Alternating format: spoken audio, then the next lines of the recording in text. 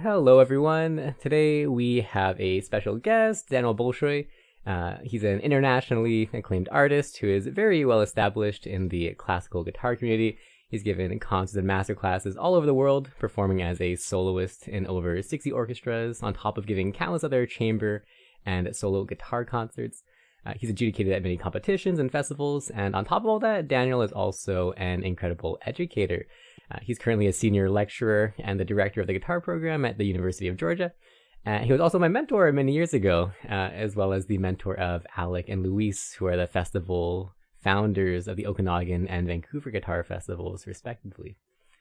And speaking of which, the topic of the day, basically, the guitar festivals. Daniel has been one of the main driving forces that has made the guitar festival scene in BC what it is today.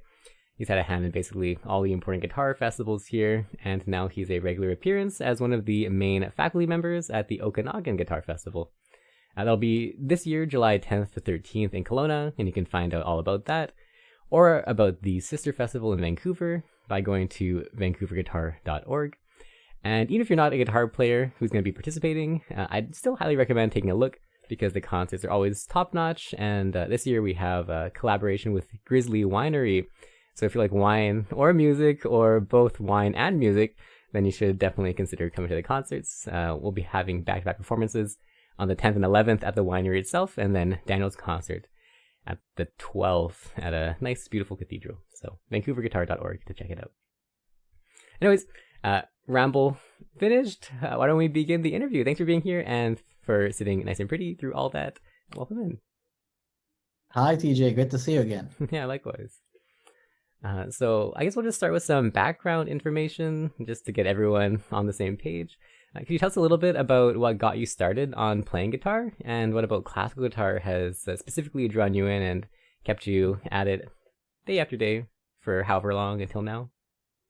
Yeah, every year this question seems to be taking me further and further back, and I can barely remember anymore. But I started as a teenager, Mm-hmm. and I didn't know much about classical guitar at the time, and I just thought guitar is something that boys do to impress girls. Mm-hmm.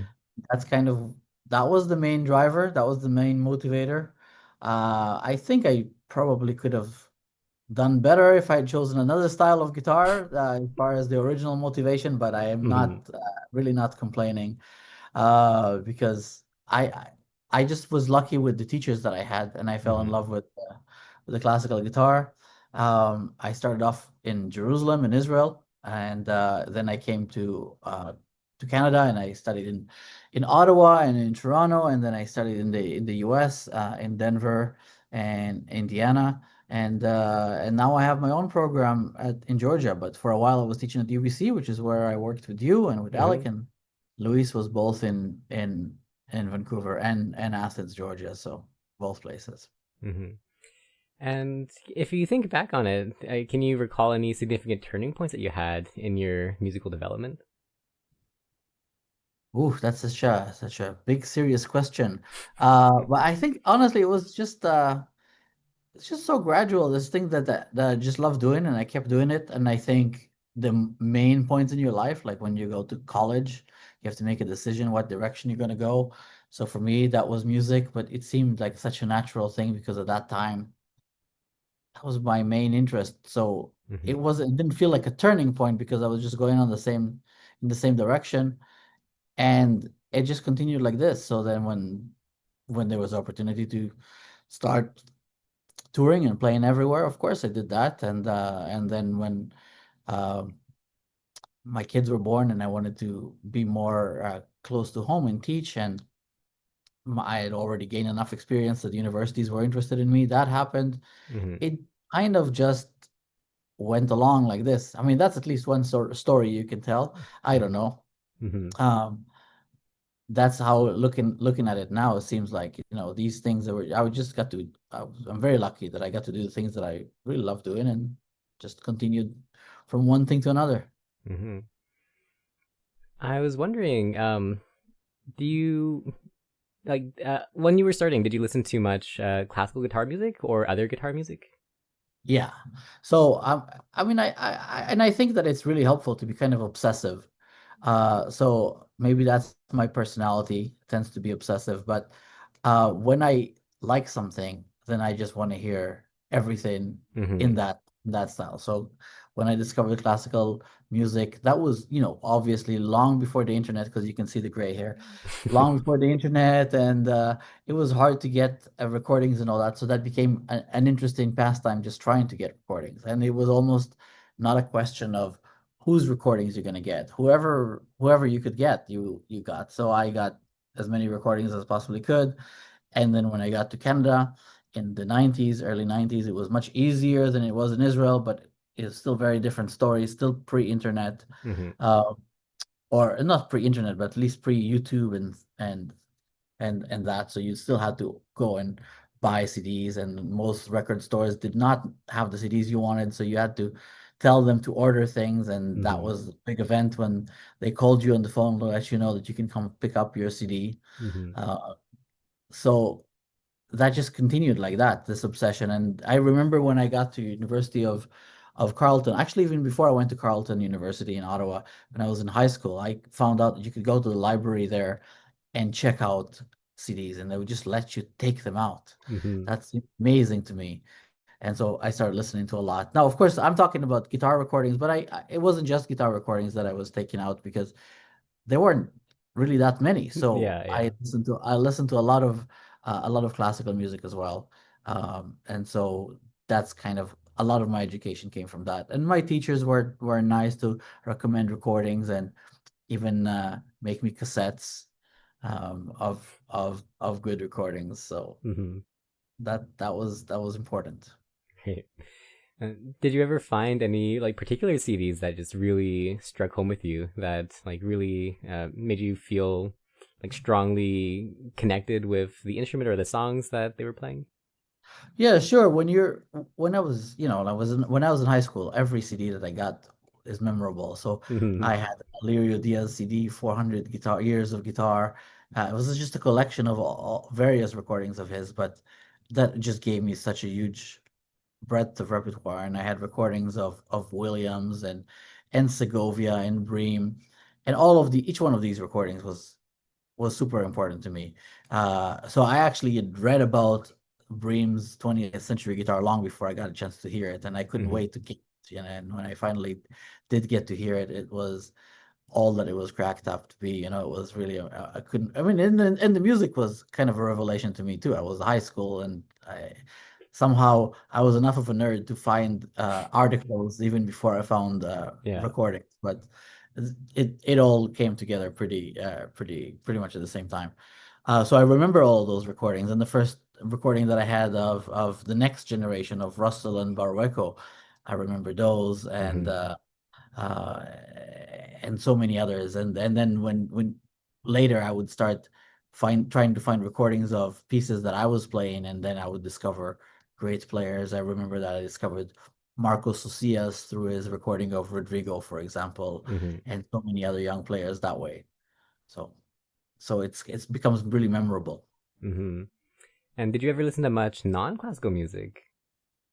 Yeah, so that was a big part of maybe my pre-classical days, Hmm. earlier high school. I listened to a lot of rock and still a lot of guitar-centered stuff. Even even the rock music that I listened to would have like people like Satriani and Steve Vai and Hmm. Eddie Van Halen, and also Paco de Lucia and John McLaughlin. Like all of these guitar gods were Hmm. big heroes to me.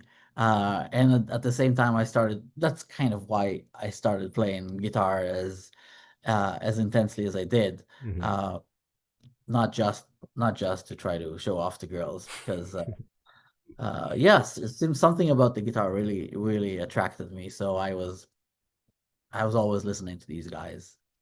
Seems Great. like. Hmm. I wanted to talk a bit about your program for the festival this year. It's really interesting because I think you very rarely see a full guitar concerto program like anywhere. So, what made you decide to program your concert this way? Well, it's exactly that. It's the fact that so I was thinking that this year I played a lot of new things that I've never played before with orchestra. and one of them was this concerto by Chris Brubeck, and another one was a different piece um, um, by Mexican composer Arturo Marquez. Has a great piece for guitar and orchestra. So, when you're learning, and of course I did the other guitar concertos like the Aranjuez and so on. And Hmm. next year I'm doing the Ponce concerto. So much work with orchestra, and I was thinking about playing this festival, this recital, and Alec was asking, "What would you like to play?" And I was thinking my solo program hasn't changed that much because I was so focused on Hmm. concerto stuff. And I thought, oh well, maybe what should I play? What solo stuff should I play? And then I thought, wait, this is actually pretty cool to play this, which is not often done. Hmm. And I had this I'd heard this recording of the Kupinski duo playing accompanying Marcin playing the Hmm. Ponce guitar concerto. I feel like that arrangement is so effective. It's just so nice to hear that great music played on three guitars. Hmm. So I thought this is a perfect excuse to to maybe try to learn that. So that became on the program. The piece by Chris Brubeck, I got to play it with a symphony three times, but who knows when the next time I'm going to get to play it. Hmm. That's the thing with new pieces, right? They're very rarely you very rarely get asked to play a new guitar concerto. And as part of learning it, I had kind of commissioned a reduction from a friend, a student at UGA, in fact, and we just worked on it a little bit together and made a reduction. And that gave me a chance to practice the piece. And I thought it was a fun piece to play also with piano. Hmm. It's a different story, but so there's going to be a completely unheard piece, at least not never heard on the west coast of Canada, by Chris Brubeck, and the Ponce Trio, which again I don't think has ever been played in that area. I don't even know if the concerto with orchestra has been played in the west Hmm. coast, Yeah. at least not in the last. I'm not aware of it in the last 20 years. Um, and then of course the Rodrigo. Why not? It's just if you're already going to be doing good guitar concertos, might as Hmm. well most famous one. So Right. it kind of came up like that. Originally, I said, well, maybe I shouldn't be the one playing the Rodrigo, but couldn't find any other volunteers, so I'm doing all of that. Speaking of the Brubeck piece, actually, I want to just like clarify: are you playing Affinity or are you playing Confluence or something else? Yeah, I'm playing Affinity. Yes, Okay. so Confluence is the piece that he wrote for two guitars. Is that Yeah, right? yeah, with blues guitar and classical guitar. Yeah, I only discovered that it was so funny because so I'm playing Affinity, which he wrote for Sharon Esbin, Hmm. and it's the concerto for solo guitar. And I didn't even know that there was another one until much later. Wasn't even sure that when you said the title, I wasn't even sure about it. But I did Hmm. find it on Facebook completely by chance. And the funny thing is when I was corresponding with Chris and talking to him about getting to know his music style and asking for recommendation, he never even mentioned that he has another guitar. Really? uh, So I listened to other things by him and other influences to kind of get the style the idea of this hmm. music. Yeah. So yes, it's Affinity. Hmm. Actually, on that note, when you're preparing for a concerto, are there any things that you do differently compared to when you're learning your solo or your chamber repertoire? Well, it's a lot more like how I learned the chamber than how I learned the solo. Like when you learn solo stuff, you're in charge of everything, so you just learn you learn your part basically. Hmm. But when you play a piece that's so complex and so dependent on interactions, Hmm. you really don't want to have any surprises in the first rehearsal because Yeah, for sure. there is not that much time between the first rehearsal and the concert. It's usually less than 24 hours. So you really want to be prepared. So um, with this piece, when it was suggested to me, the recording was not even released. Originally, I was supposed to do it during COVID, but then that whole season that canceled and then Hmm. postponed. And finally, when it came back, the piece luckily was published. Originally, the piece was not even published when I was asked to do it. Oh, wow. So luckily, it was much better when it was finally published. And so I asked the composer to send me the orchestral score, and even to send me the finale file for that. And that was really helpful because then I could play around with the finale file and at least hear a MIDI version of the orchestra. Hmm. And then when when Sharon Isbin released her recording, that was obviously very, very helpful. However, I already had the orchestral score, and in that, the guitar part was included in kind of a rougher form or like an earlier draft. So it was quite different from the edited form. And so a lot of things I was tempted to keep from that version. So I ended up learning a different version of Hmm. the concerto than the one that was recorded. I don't think it's fundamentally that different, but it's what guitarists like. Oh, there's more licks here. I could add more notes, so I Yeah, yeah. added some of those. Uh, so it was fun, and so yeah, it's a different way of learning it, because you really want to know that, especially with a piece like this, which is so syncopated and the time signatures are all over the place, and it's in different harmonies and keys that you might not be able to predict. You really want to be prepared for that. So I did spend a lot of time learning it, almost like a conductor would, I guess. Hmm. I And you mean, not mentioned, maybe, sorry, not I shouldn't say that. I didn't learn it like a conductor because I'm not trained like a conductor, but as close as I could make it. Mhm. And you mentioned earlier that you like actually correspond with the composer and try to like get into their head and understand their style a bit. Is that something that you often do when you're learning concertos or any other kind of music? If I have a chance, that's always great. Well, you can't always reach everyone. It's harder to reach the dead ones. They are so sparse. But in this case, the when the idea came about, the piece, like I said, was not even published, so I had to write to the Hmm. composer, and then we were in touch. And then when the when the actual date of the performance came about, I was already in touch with him, and he was pretty excited to have another performance because only Sharon had played the piece. Hmm. So he was very helpful. He's very, very busy, and he's himself on tour as a performer as well, Yeah. and had since composed a lot of other pieces, including another guitar concerto, apparently. And he couldn't even remember that piece with great detail, so it was interesting for him too. So, how often would you say that you normally cycle through your repertoire and add new pieces into your program? Now, you mentioned that your solo program from last year is about the same as this year, but you have added a lot more concertos. Yeah, a lot of my work, a lot of my time is spent on my work at the university, so I'm very much involved in my students' repertoire, so I'm learning what they're learning, or I'm looking Mm-hmm. at it at least. And then I have my own solo repertoire, and then there's some chamber concerts that come up, and I have to learn pieces that I haven't played before, or concertos. Um, so some of it is reacting to what I'm being asked to play. Some of it is like projects that I may have suggested at some point and suddenly come to fruition, and then I have to learn them. So it's not really regular. I wish I could be more in control of what I'm learning, but I find that it's so hard. What we do takes so much time Mm-hmm. that, and when you learn a piece, you want to keep it for a while because you feel like first few performances you just get in Yeah, go yeah. in the piece. Let's say you take most of a season to learn some new pieces, and then you're including them the following year. You don't want to change the repertoire too soon. You feel like by the time you've played it a few times, you might begin to get ideas of how you want it to Mm-hmm. go.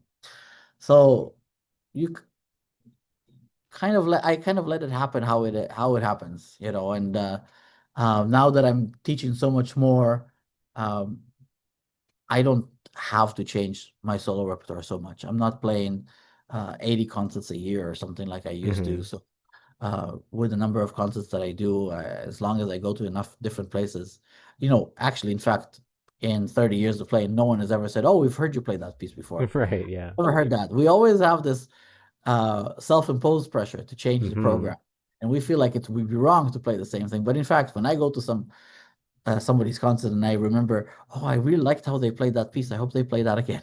Yeah, Right? yeah, yeah. Like, I've already heard them play that. But for yourself, you always feel like, oh no, I've already played this Mm-hmm. down. I Yeah. shouldn't play the same piece. But and clearly, I did the same thing again because I didn't want to play any of the same repertoire. Yeah, I had the exact same thought too preparing for the festival this year. It's like, oh man, I played that last year. Oh, someone else is playing this. Uh, Yeah, time really flies. Yeah, mhm. a year is not so long. Yeah.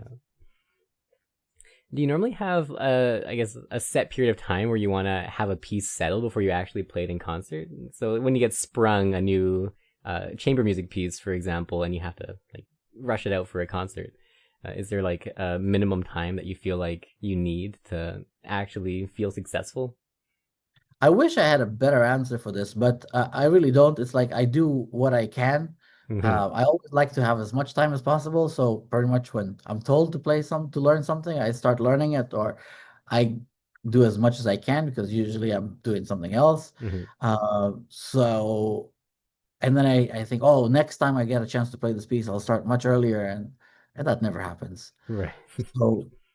So I don't really know. I do whatever I can.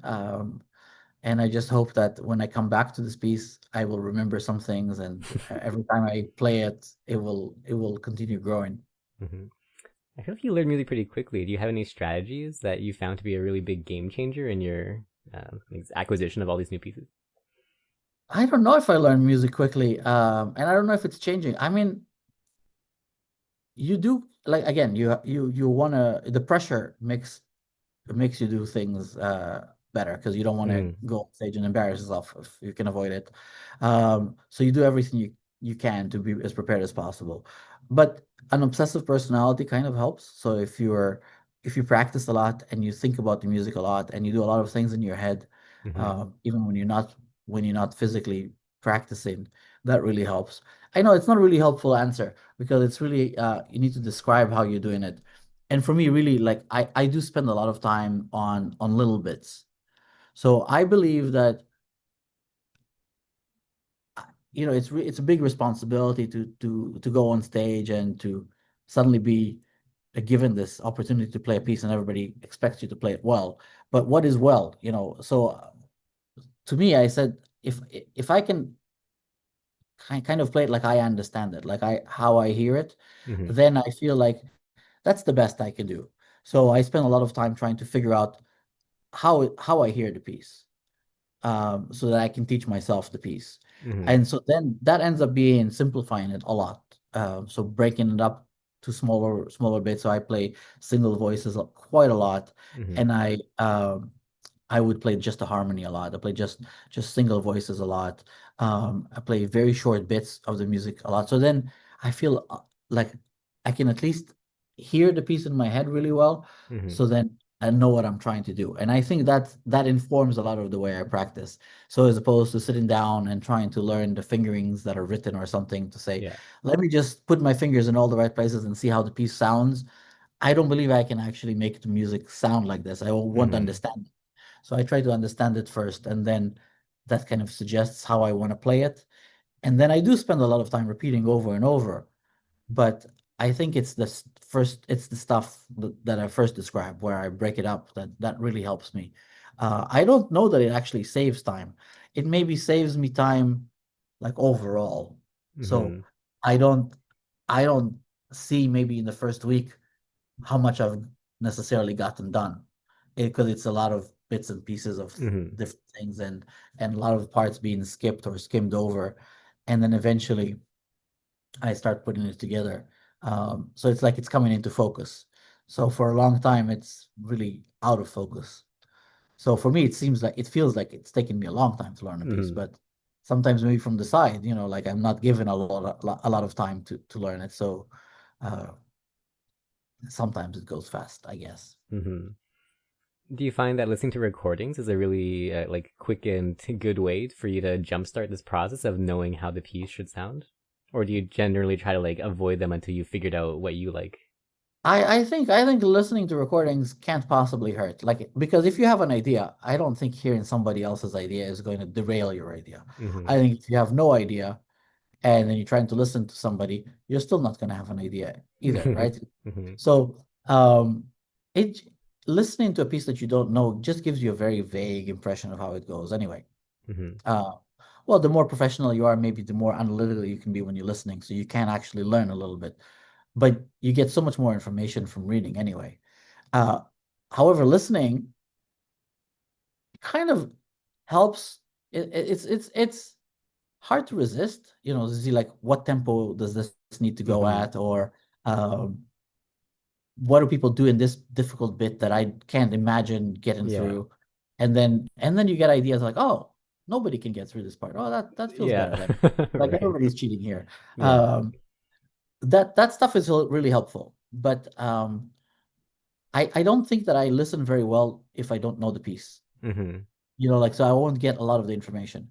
And by the time I do have my own ideas, a lot of the time that I listen to recordings, even recordings of people that I really admire, I hear them going in different directions, or I don't understand what they're trying to do, and so I don't enjoy it as much. Hmm.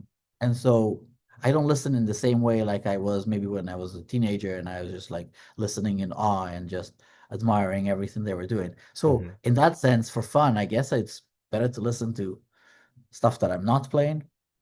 But I have to be honest, I don't do a whole lot of that either. Hmm. And so I don't know. I do listen, but it's not very organized, is Hmm. what I'm trying to say. Right. So let's move on to some performance questions. I think one of the things that has always really stood out about me about the way you perform is actually how you connect with the audience before performing, with all the informative and funny introductions that you like to give before each piece. I'm curious, what got you started with doing that? It's not something that's really commonly seen in classical music. Well, more and more now, right? I think Hmm. more and Hmm. more people do that. Um, I guess because I like to perform, and ever since I was young, I wanted to get people to listen to me. And your first audiences are going to be the people that you know, and friends and family and so on, and people that were in the middle of doing something else, like chopping onions or something. You got to get them to stop doing that so that Hmm. they can listen to you play. So you got to tell them what they're going to hear, because they might not be that curious to hear Hmm. your piece. So that really naturally started that way. I do think that I've heard guitarists do that, or at least say a few words more than I've ever heard pianists and so I Yeah. would Hmm. I would go to other classical concerts, and other musicians wouldn't do as much. Now seems like most instrumentalists do that, and the fewer people on stage, the more likely that they will be talking. Hmm. Um, but guitarists, they almost always do that. Also, we're sitting kind of facing the audience, right? So when you go to a lot of concerts, at some point the soloist is going to say something. Hmm. So I thought, honestly, on early on, I thought everybody did that. And then everybody started to comment, everyone that would come to my concert would comment on me doing that Hmm. as if it was my thing. And I really didn't feel like I invented anything when I was doing that. But yeah, maybe I enjoy talking more. So I was talking longer. I don't know. But it was never planned, is what I'm saying. Hmm. When you perform, do you find that you connect emotionally with the pieces that you're playing, or do you think more like technically or like musically about how you're delivering the like affect of the performance? Oh, I mean, at the in the time of performance, I don't really think so much. It's more like reacting to it's instinctive and emotional, but in a way Mm-hmm. of like it's almost like playing a sort of game that you get Mm-hmm. you get excited, and so you're playing with those energies. It sounds a little bit weird to talk like this, but that's how you feel. I mean, Mm-hmm. I don't plan, okay, now I did this rubato here, so I'm going to compensate for it in 8 bars now by doing a different rubato from Mm-hmm. uh, and on the emotional side, I mean, sometimes you get really worked up when you're practicing about something, and you have a strong idea of like, oh, this part has to be like this, and you Mm-hmm. play it over and over, exaggerating it a certain way because you hear it in your imagination a certain way, and then you get used to it, and it's just part of the piece. And so when you're listening to yourself play it, or when you're playing it at the time, you're not so conscious of it. It's like you're kind of going in that direction, and sometimes something will happen that would be a little bit different, subtly different than how you practiced it, and it surprises you, and you react to it a little bit, Mm-hmm. but it's hard to put it into words. Yeah. And it probably ends up being pretty close to within the range of what you practiced, or maybe you've played around with it when you were practicing, playing it two or three different ways, and so it's one of those. Yeah. uh, it's rarely something that you've never done before, because hopefully you've spent enough time with the piece that you've tried anything that Hmm. you might be able to come up with. And do you find much difference with this intuition or this reactivity when you're playing solo versus with chamber or with orchestras? Well, yes and no. Like you have to be just a little bit more disciplined when you're playing with other people.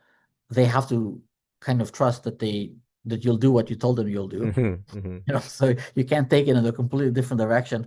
Although if you played with somebody a few times, then you feel like a little bit more free to between you to just kind of mess around with it. Yeah, yeah. And then you start surprising each other in nice ways, not it doesn't throw you off. But when you're playing with an orchestra, of course, you have to kind of make the decisions early on and tell the conductor, here's a couple of things that I really would like to do. And Hmm. then the conductor does their thing, and every musician in the orchestra has their moments where they need the music to go a certain way so they can do their thing. So you don't want to uh, mess around with that. You don't want to mess them up. Hmm. Uh, so it's different in that sense. But I find that the more you know, the more you study the piece, like really academically and analytically, and you can talk about it. The more you explain it, the more rational it is, the more emotional you are about it too. If it makes sense to me, if I can explain how the piece works, then I feel it stronger. Hmm. Sometimes if I think I want the piece to go a certain way, and then I study it and explain it to myself, and I realize based on what I just said, that doesn't make any sense, Hmm. and then I end up with a completely different interpretation of that. Sometimes happens, and often when you listen to a piece, you think it's going to go a certain way, and then you start discovering things about it that really take you in a different place.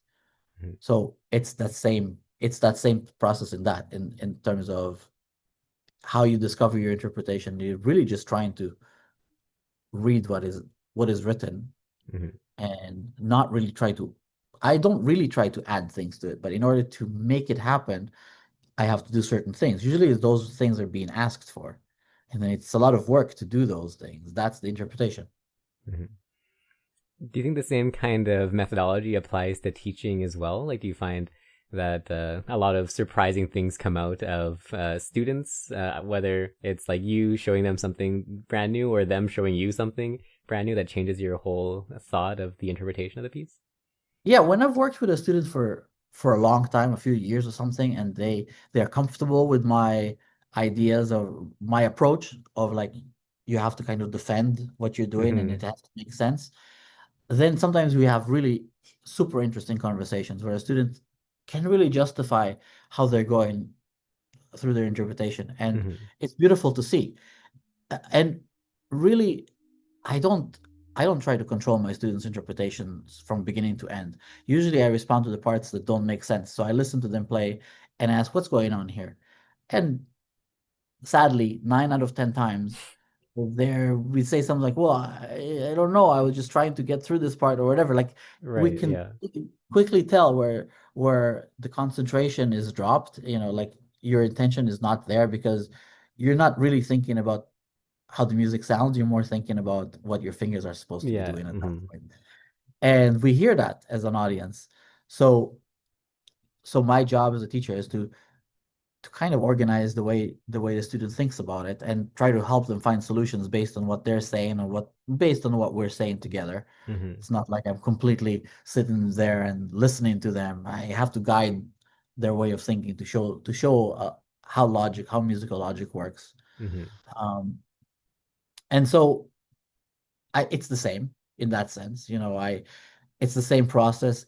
In a way, I feel like sometimes I do it better when I'm talking to a student than when I do it myself Hmm. because I don't necessarily question myself when I'm practicing. Like, and I am not as outside of myself to be able to tell that something is not sounding good. Hmm. It's much easier to help somebody else and say, "Oh, that sounded really good, but this part doesn't sound as good as that. Hmm. What about it uh, isn't working?" And Yeah. uh, so it's really it's surprising, when I hear a student for the first time. Sometimes I think I don't know if I'll have anything to say, but then when we start working, it seems like I do based on that, based on the way that we think about music and the way that student thinks. I try to Hmm. follow their logic, and then we come up with great ideas or Hmm. ideas anyway. What are some of the things that you think should be taught more in institutions? Are there things like maybe beyond a musical aspect or beyond like put your fingers here and beyond just like this is the logic of a piece that you think would be useful for a student to come away from school with? Well, it's such a complicated question, and I would give a different answer to that question pretty much any day you ask me that, really. Hmm. On one hand, you want to be really practical. On the other hand, you really want to just be open and inspirational, and they'll be very different things. So sometimes I think, hey, I'm a guitar teacher. My job is I work with these musicians, and I'm supposed to give them answers about the guitar. Hmm. And then I think, but I'm also the only a musician that they get to talk to one on one. So maybe we should talk. Maybe there's also a lot of legitimacy to just talking about music and not worrying about the fact that we just happen to be playing the same instrument, but Hmm. we I'm supposed to be more familiar with this repertoire or whatever. So that's what we're talking. That's why the conversation is happening with me. Hmm. But really, it's a conversation about music, and I think that's super valid. Because where else is the student going to get that? It would be amazing if I could just if I knew that the student was having a conversation about interpretation with somebody else, with the theory prof or the music history prof, and they came to me to ask if they should use the third finger or the fourth finger in this passage. But that never happens. Hmm. So that's different. And then there is this whole side of, career development and all the other aspects of, if you're going to send somebody out to the world, aren't you responsible for them? Um, Hmm. and sometimes you're an example, and all these guys, you guys in Vancouver, you didn't really need me to tell you how to do what you're doing right now. You you figured it out. You know so much more about the internet and about so much of your career, aspects of the career that I couldn't have prepared you for. Hmm. But at the same time, maybe showing you some of the struggles and the work and the seriousness that goes into it, maybe that was helpful. So Hmm. just sharing the experience is helpful. So in the end, it all comes back to it's really a nice way of learning when you get to apprentice with somebody, you Yeah, get for to sure. be really close to them. So then maybe if you can be really honest and share the highs and lows and the struggles and make the students feel like they're invited to also come into this life, then maybe that's the most valuable thing because that can only be done as a one-on-one kind of thing.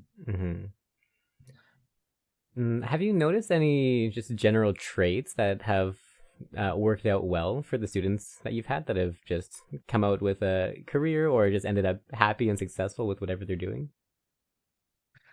Well, I'm impressed by my students and their results. Like, and I've now been doing it long enough that I can see Hmm. students many years after they've stopped studying with me, right? Um, and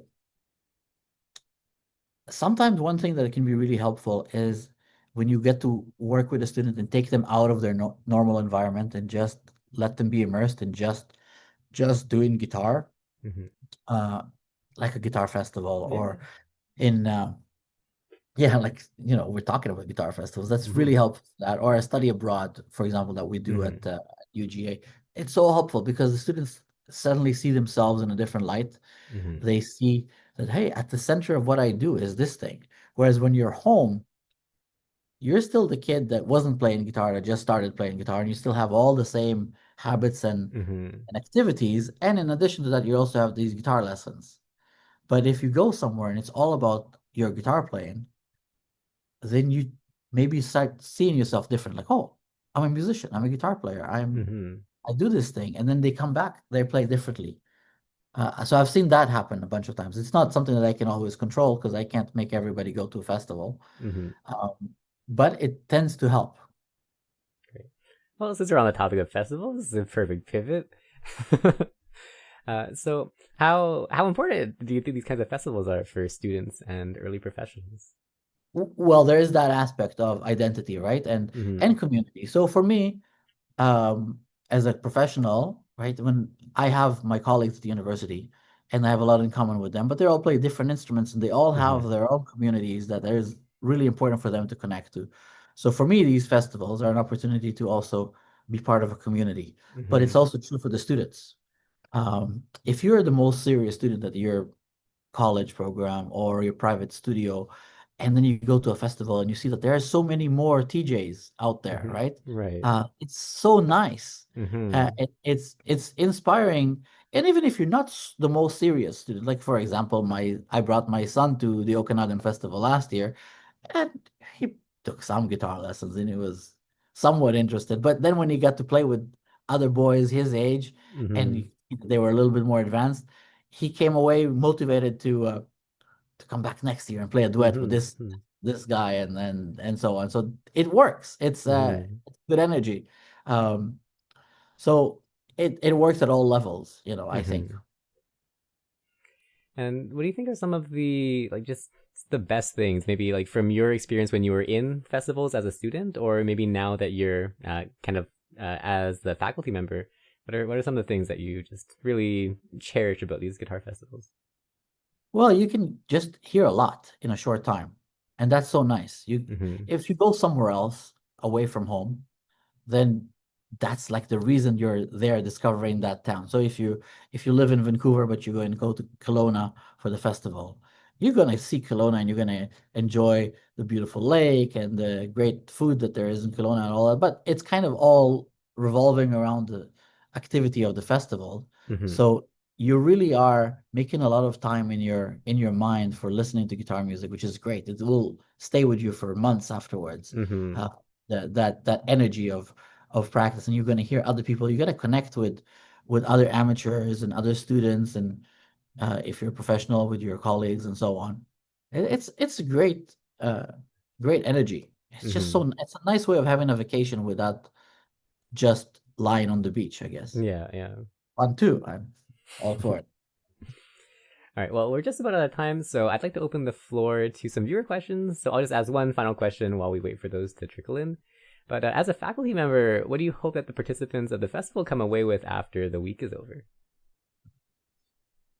Well, hopefully, they will get to know a little bit more repertoire, or maybe they can take away a couple of tricks, and maybe they get to know a couple of new people that they haven't known before that they have something in common with. A little bit of camaraderie would be great.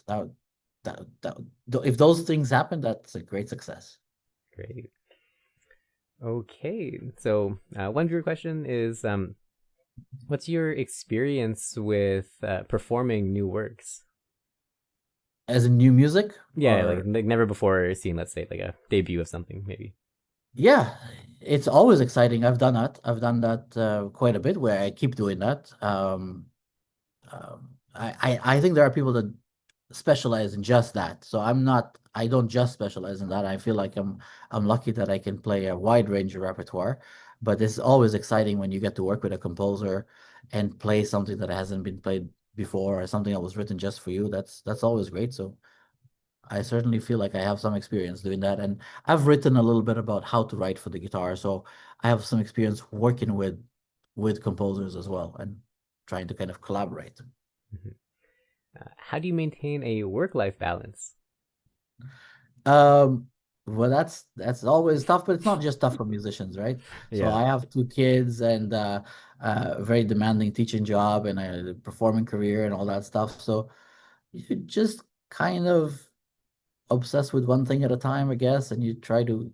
I mean, sometimes, my kids' schedules are demanding enough that they kind of require me to disconnect from what I do. For example, my daughter is in swimming, so there will be some weekends where it's just the whole weekend is a swim meet. So Hmm. that's taking over. So there'll be no practice in there. There's not a whole lot of Yeah. balance. Uh, but hopefully that balances out with uh, some other days where I'm practicing late into the night, or some Hmm. weekend. We don't get to do a whole lot of things together because I'm practicing. So Hmm. I really struggle with that, but I do my best. Great. Okay, and maybe you'll have this be the final question. What do you feel is the most important thing that classical guitar music brings to the world? Ooh, what a big question to finish on. Well, it's a sound, right? The guitar has this sound that no other instrument has, and that sound is associated with a certain intimacy and a certain atmosphere. That's so wonderful. And there are people that there we are represented in that sound. Hmm. That's who we are. We need that voice to come out. And there's just something that guitar music can do that other music can't do, like connect with so many cultures and folk Hmm. traditions. Right? So we do that very well. So um, I think I think those are some of the things, but some another person could say completely different things that have Hmm. nothing to do with that. So there's absolutely nothing uh, necessarily true about what I said. It's just a feeling. Yeah, no, I think that resonates with me really well. That's beautiful. All right. Well, with that, why don't we call it there? Once again, the Okanagan Guitar Festival will be held from July 10th to 13th in Kelowna, and you can find out more at vancouverguitar.org or about the Vancouver Festival that'll be happening the week directly after that. Concerts on July 10th and 11th at Grizzly Winery, so if you like wine and music, go for those. And obviously, come to the July 12th concert with Daniel because it will be amazing and you'll get to hear some cool, jazzy guitar classical concerto stuff that you've probably never heard before. So definitely recommend it. vancouverguitar.org to find out more. Anyways, that's all for the interview. So thank you so much for coming and sharing your thoughts. It's always a pleasure. For having me, TJ. Yeah, take care. Bye bye.